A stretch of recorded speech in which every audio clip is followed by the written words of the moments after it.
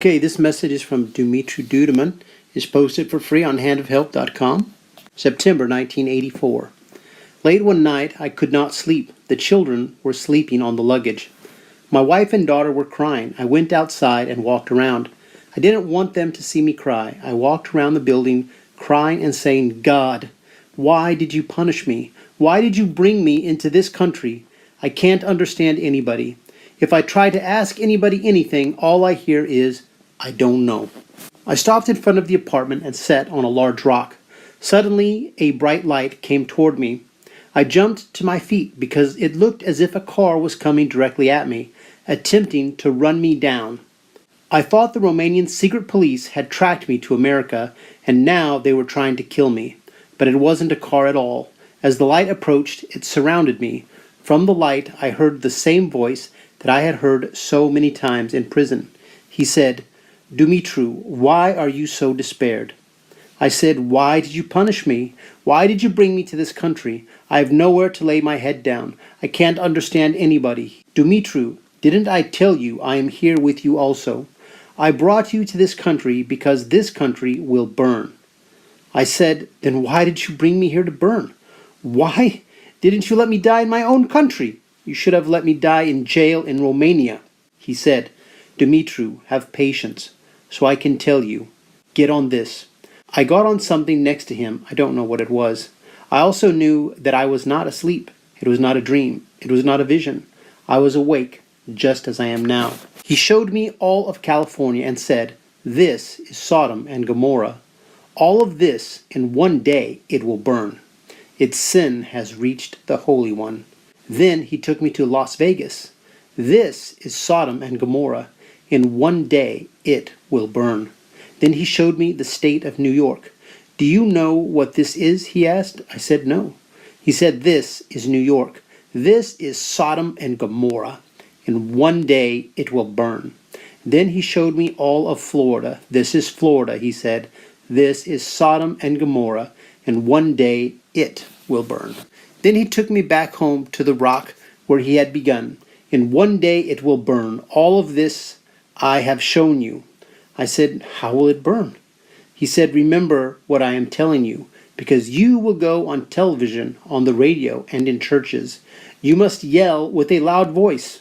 Do not be afraid, because I will be with you." I said, "How will I be able to go? Who knows me here in America?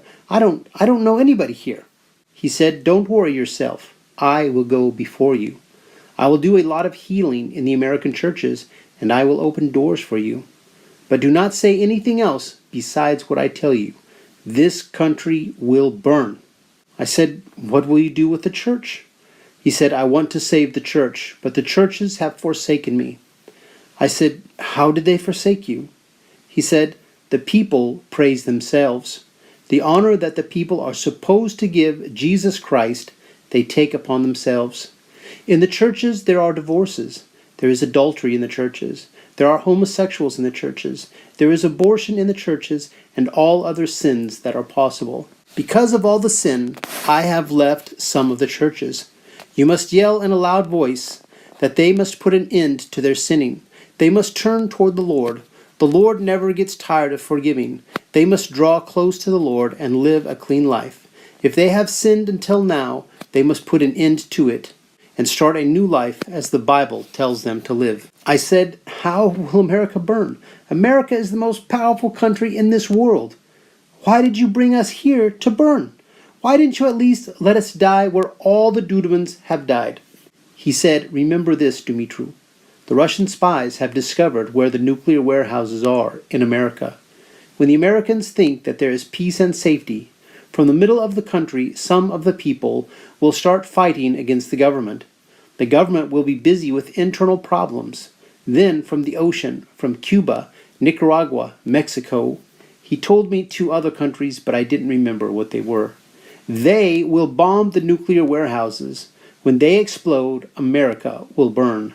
What will you do with the Church of the Lord? How will you save the ones that will turn toward you?" I asked. He said, "Tell them this. How I saved the 3 young ones from the furnace of fire, and how I saved Daniel in the lion's den, is the same way I will save them." The angel of the Lord also told me, I have blessed this country because of the Jewish people who are in this country. I have 7 million Jews in this country, but they do not want to recognize the Lord. They didn't want to thank God for the blessing they received in this country. Israel doesn't want to recognize Jesus Christ. They put their faith in the Jewish people living in America. But when America burns, the Lord will raise China, Japan, and other nations to go against the Russians. They will beat the Russians and push them all the way to the gates of Paris.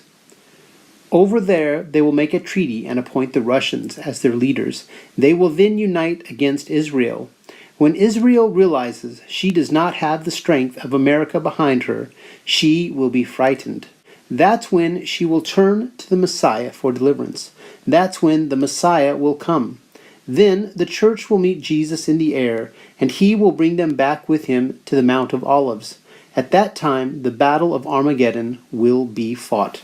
When I heard all of this, I said, "If you are truly the angel of the Lord, and everything you have told me is true, then all you have said must be written in the Bible." He said, "Tell everyone to read from Jeremiah 51, 8-15, Revelation chapter 18, and Zechariah 14, where Christ fights against those who possess the earth. After his victory, the angel said, there will be one flock and one shepherd. There will be no need for light. The Lamb of God will be the light. There will be no sickness, no tears, and no deaths. There will only be eternal joy, and God will be the ruler.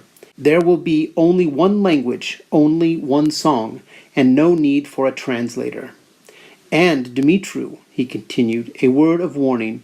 If you keep anything from the American people that you are told, I will punish you severely." "How will I know that this is for real, that it will really happen?" I asked. "As a sign that I have spoken to you, tomorrow before you wake, I will send someone to bring you a bed, and at noon I will send you a car and a bucket of honey. After which I will send someone to pay your rent." The next day someone brought Dumitru a bed, and at noon a car arrived with the bucket of honey. His rent was also paid, as God had promised him. So this is available in the book Through the Fire Without Burning. And there's another one I'm going to read here, Mystery Babylon, also from the year 1984. Why did God name America Mystery Babylon? Tell them, because all the nations of the world immigrated to America with their own gods and were not stopped. Encouraged by the freedom here, the wickedness began to increase. Later on, even though America was established as a Christian nation, the American people began to follow the strange gods that the immigrants had brought in, and also turned their backs on the God who had built and prospered this country.